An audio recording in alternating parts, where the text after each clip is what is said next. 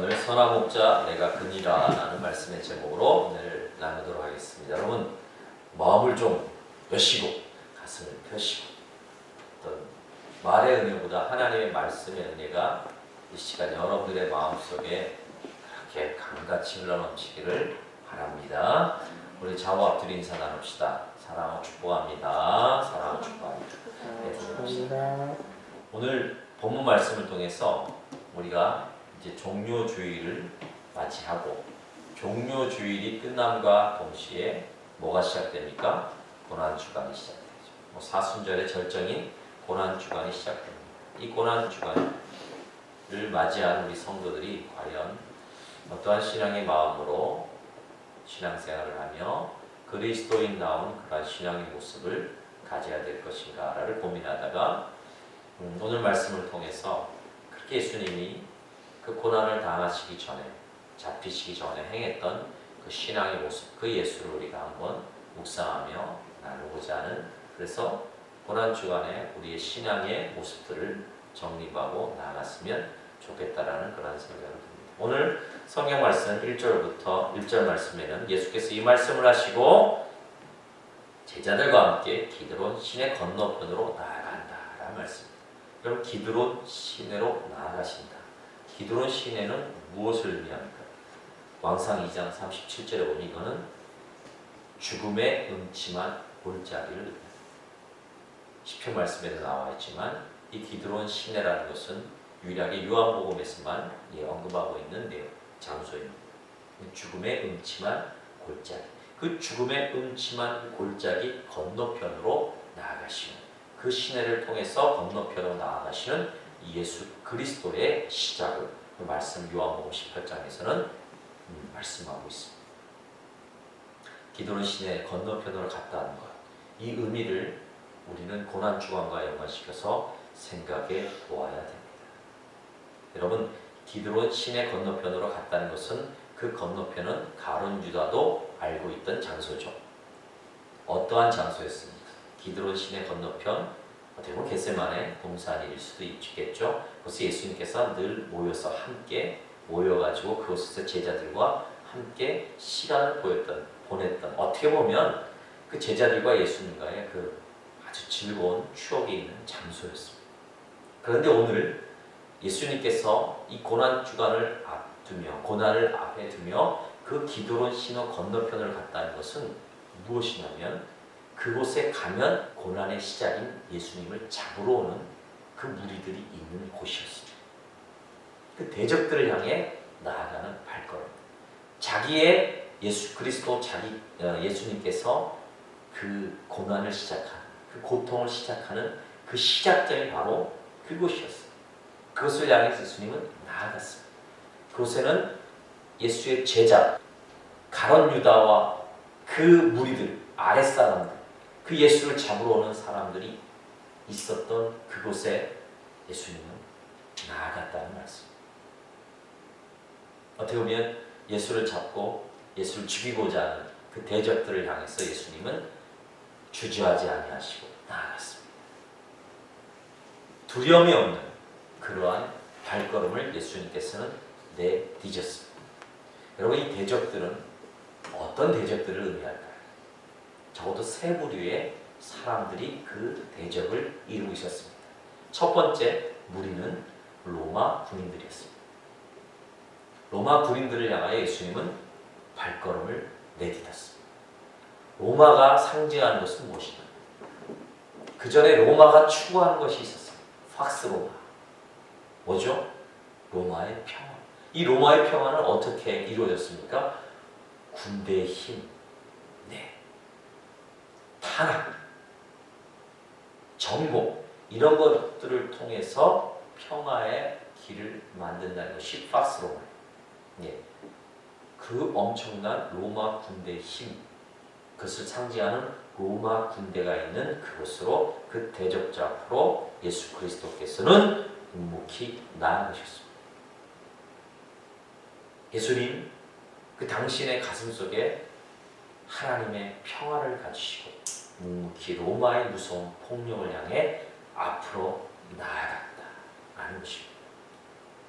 두 번째 어떤 또 대적자들이 있었어요. 그곳에는 바리새인들이 있었어요. 이들은 타락한 종교, 타락한 신앙을 대변하는 무리들이었습니다. 그들 중심에 있어야 될 믿음은 없고 오로지 의식과 율법의 세계에 머물러 있던 무리들을 향하여 예수님은 나아가셨습니다. 예수님으로부터 외식하는 자라는 책망을 들었던 종교 지도자들이었어요. 예수님은 이 당신의 심장 속에 하나님의 의를 가지시고 의연한 자세로 외식하는 자들을 향하여 나아갔습니다. 마지막 한 부류의 대적자가 있었어요. 누굴까요? 가룟 유다였습니다. 가룟 유다는 누굽니까? 예수님의 제자입니다. 주님의 은혜를 경험했습니다. 주님의 수많은 이적과 말씀을 시험했습니다. 그리고 여러 번에 걸쳐 회개의 기회를 제공받은 그러한 가룟 유다였습니다. 그 가룟 유다, 그에도 불구하고 이 가룟 유다는 로마 편에 서서 물욕의 그 유혹을 이기지 못하고 예수 그 앞에 대적자의 모습으로 섰습니다. 이런 가룟 유다 앞으로 예수님은 걸어나가셨습니다. 향해 가셨습니다. 여러분 단테 신곡 마지막 편에 보면 지역포에 보면 이 가룟 유다가 얼마나 악한 사람인지 그 로마의 황제를 죽인 브루터스, 그 지옥의 가장 깊은 곳에는 로마의 황제를 죽인 브루터스와 함께 가룟 유다가 있다고 얘기했어요. 얼마나 큰 죄인이라 표현하는 것을 단테의 신곡을 통해 발견할 수 있어요. 여러분 이렇게 예수님은 무서운 대적자, 어떻게 보면 자기를 배반한 그 제자들, 그 제자 가룟 유다 그 앞에 나아갈 수밖에 없었던 예수 그리스도. 그러나 담대히 나아갔어요. 자원하여 돌진해 갔다는 것입니다. 이런 예수 그리스도의 모습, 우리는 이러한 예수 그리스도의 모습을 통하여 어떠한 신앙의 모습을 깨달아요. 첫 번째로 여러분 예수님은 그 로마의 군대의 힘, 그런 엄청난 세상의 힘 앞에 당당히 걸어 나가셨습니다. 고난 주간을 보내면서 그렇게 예수 그리스도께 그들 앞에 나아가신 것이 무엇입니까? 나아가신 이유가 무엇입니까? 숨지 아니하시고 당당하게 나갔습니다. 이 당당하게 나간 예수 그리스도의 모습을 통하여 오로지 세상의 그 군대의 힘과 권력과 이런 엄청난 힘 앞에도 예수 그리스도의 그 사랑의 십자가의 능력 앞에는 아무 의미가 없다는 것을 예수님이 보여주신 것입니다. 그러한 점을 지날 때 우리의 삶 가운데, 우리의 삶의 현장 속에서 그런 예수 그리스도보다 큰 것 같고 예수 그리스도보다 더 위대한 것 같은 세상의 힘과 그 능력, 그 권력 앞에서도 우리는 예수를 의지하고 예수가 더 능력 있음을 고백하며 나아가셔야 된다는 것입니다. 당당히 나아가셔야 된다는 것입니다. 또 바리새인들을 향해 나가신 예수님, 어떤 예수님? 보이는 것에 최선을 다하는 중심에는 아무 열정이 없고 겉으로만 보이는 이 외식주의에 빠진 신앙의 모습을 경계해야 됩니다.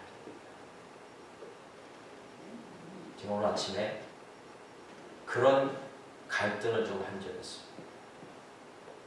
지금 저희 사촌 매형이죠.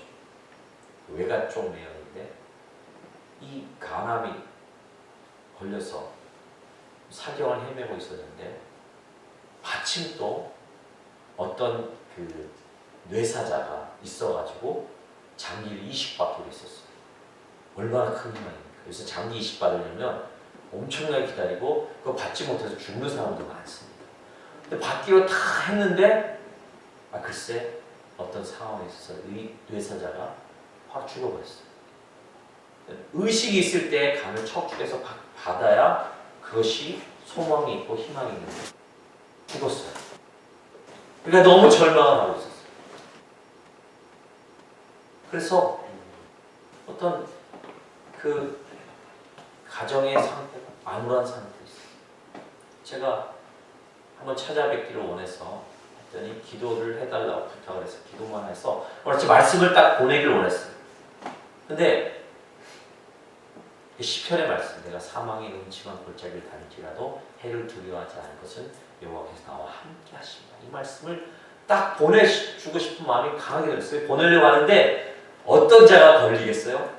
사망이란 말이 걸려요. 네, 걸렸어요.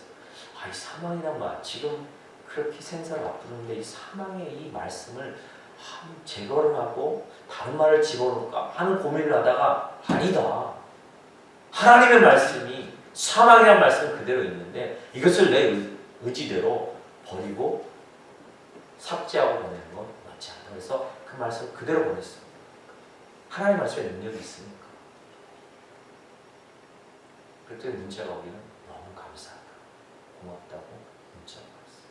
내 걱정은 아니라 하나님 말씀이 그분과 누님에게 큰 힘이 될 것이라는 그런 믿음을 가지고 기도하는 마음이었어요. 여러분, 우리가 하나님 말씀, 그 예수 그리스도를 믿는 신앙, 이 신앙에 우리의 생각과 우리의 어떤 편함을 위하여서 그것을 이용하는 이 외식주의, 그것 앞에 우리는 어떻게 됩니까? 솔직해야 됩니다. 그 가식을 벗어버려야 돼요. 그 바리새인들, 그 외식하는 바리새인들을 향하여 자신 있게 돌진하며 나아가고 그 앞에 그들을 두려워하지 아니하고 오직 예수 그리스도의 그 자체만으로 능력만으로 나아가는 이 믿음의 모습, 이게 바로 예수가 바리새인들을 향하여 나아가는 신앙의 모습. 그러게 우리도 여러분, 우리의 외식, 눈에 보이는 것 외식, 그것이 중요한 것이 아니라 우리 안에 그 외식을 이기시고 그 중심의 신앙의 열정이 예수 그리스도임을 바로 깨닫고 그것만을 고백하며 나아가는 그 예수의 참 제자가 되시길 예수님을 축원드립니다. 세 번째로 가론 유다를 향해 나아가신 예수. 얼마나 마음이 아팠을까요? 예수님께서 택하신 사도였습니다. 그런 그가 사단에 이끌렸어. 예수를 배반하고 예수를 선택하지 아니하고 세상 그것에 의지하며 기대는 그런 가룟 유다 앞에 나아가시는 예수 그리스도. 여러분, 이러한 예수 그리스도를 통해서 나에게 작은 손해나 이익 때문에 주님의 은혜를 배반하려는 나의 모습이 있지 아니한가, 그것을 한번 생각해 보아야 합니다. 주님을 따른다 하고 예수를 믿는다 하지만 작은 이익과 내가 손해보는 그것 때문에 예수의 은혜와 예수의 가르침과 예수의 평안을 버리지 마시길 바라겠습니다.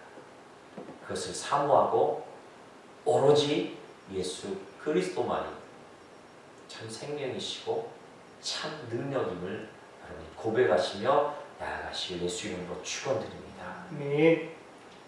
그러기 위해서는 부활의 예수를 확증할 수밖에 없는 것입니다.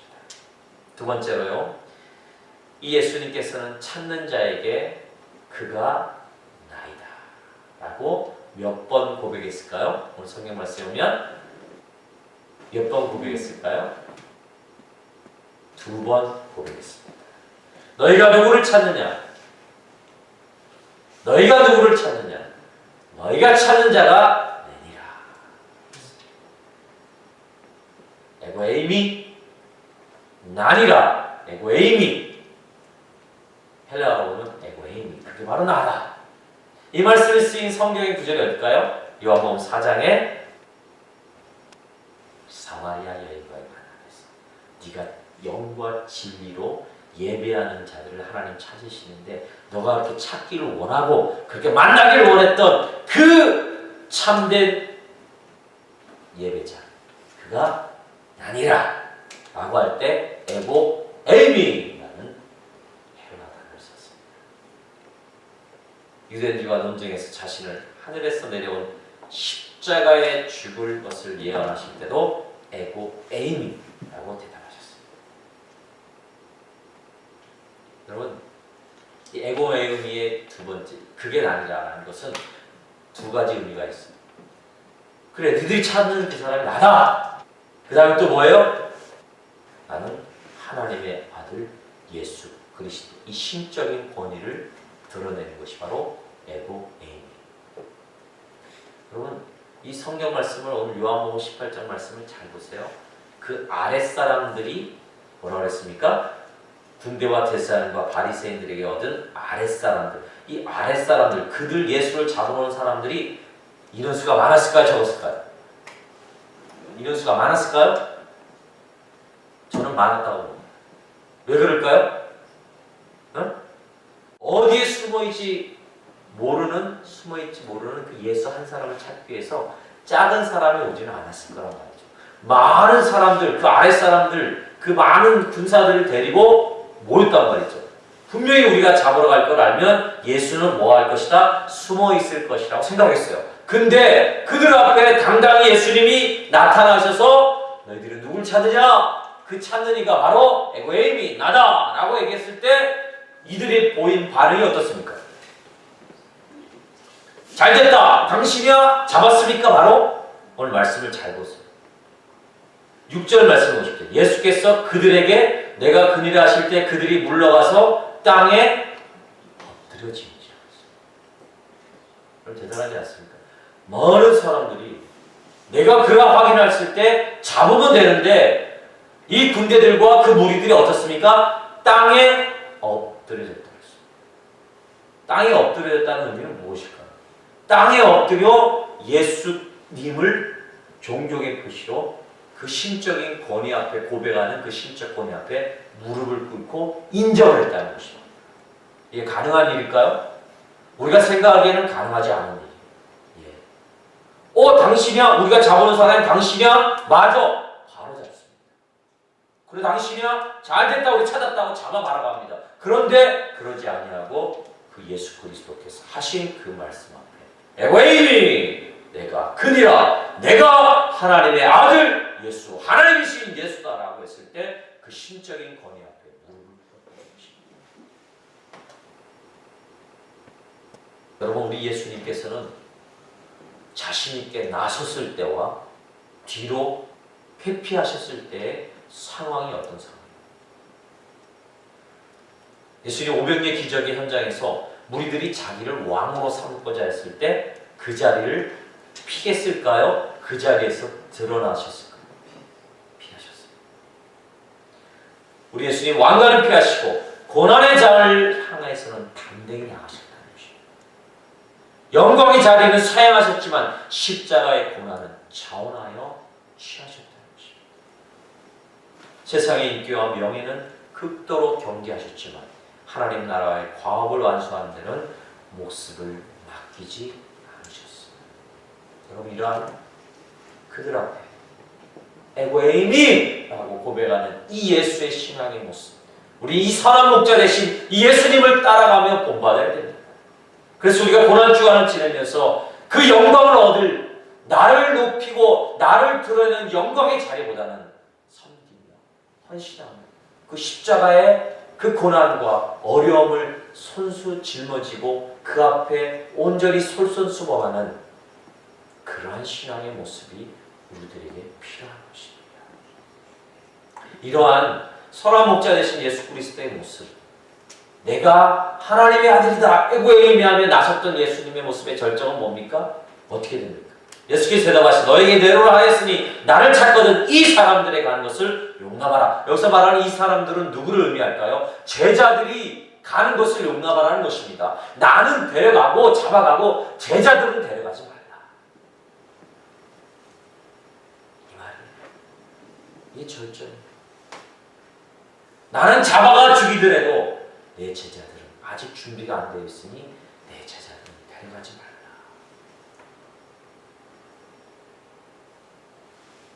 자신은 사지로 들어가지만 제자들은 반드시 보호하시길 원하셨던 예수님의 그 헌신과 사랑, 우리가 고난 주간에 온전히 드러내야 돼.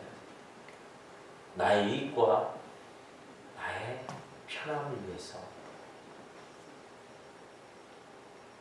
다른 사람을 사지로 몰아내는 그러한 신앙의 모습, 고난 주간을 지나 우리의 삶 전체 영역에서 그러한 예수 그리스도의 그 헌신과 사랑을 되새기며 그렇게 하나님 앞에 먼저 고난, 어려움을 감수하시길 부탁드리겠습니다. 마지막으로는요, 아버지께서 주신 잔을 달게 마시는 예수님에 대해서 볼 수가 있습니다. 순종의 발걸음이죠. 오늘 11절 말씀에 보면 예수께서 베드로더러 이르시되 검을 집에 꽂으라 하시 아버지께서 주신 잔을 내가 마시지 아니하겠느냐 하시니라. 본문의 장면은 시몬 베드로가 칼을 빼서 무리 중 대제사장의 종 말고기를 빼어버린 사건을 나타낼 수 있어요. 여러분, 일촉즉발의 위기 상황이죠. 예수께서 뭐라고 했어요? 야! 나는 잡아가도 내 제자는 잡아가지 말라. 그리고 다 평정되고 그렇게 되는 줄 알았더니 이 베드로가 칼을 뽑아서 말고기를 했잖아요. 그래서 어땠을까요? 그 상대방 예수 당신의 말에 동의할 수 없다. 그리고 그 상황이 아주 일촉즉발의 상황이 될 수가 있었어요. 그 상황을 평정시킨 예수님의 신적권이 나왔죠. 대제사장 말고의 귀를 다시 붙여줬어요. 그리고 그 상황을 무마시켰습니다. 해결하셨습니다. 그리고 베드로야, 그러지 마라. 검으로 흥한 자는 검으로 망한다. 네가 그렇게 칼로 말고의 귀를 자름으로 말미암아 내가 아버지께서 주신 잔을 마시지 않겠냐.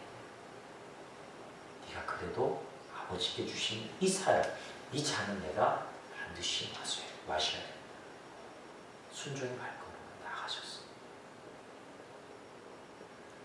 여러분, 여기서 말하는 잔이라는 것은 뭐예요? 특별히 예수님의 이 고난과 생각할 때 고난의 잔. 이 고난의 잔은 우리도 마셔야 돼. 이 고난의 잔도 우리가 경험해야 돼. 성도에게 찾아오는 시련이나 환난은 그 어느 것도 운이 없어서도 아니고 팔자 때문도 아니라는 것을 기억하셔야 됩니다. 이 모든 것은 하나님께서 허락하신 것을 믿으시길 바라겠어요. 마귀의 시험이나 도전조차도 하나님 뜻 안에 있을 뿐입니다. 그래서 기억하시기 바라겠습니다. 신앙에 따르는 이 장, 고난은 영광이라는 동전의 다른 면과 같다라는 것을, 양면성이 있다는 것을 우리는 반드시 기억하셔야 됩니다. 여러분, 우리가 따르고 우리가 경험하는 고난은 하나님께서 약속하신 영광에 들어가는 통로임을 믿으시길 바라겠어요. 아무리 특별한 사람이라도 이 통로를 거치지 않고서는 거기에 이룰 수가 없어요.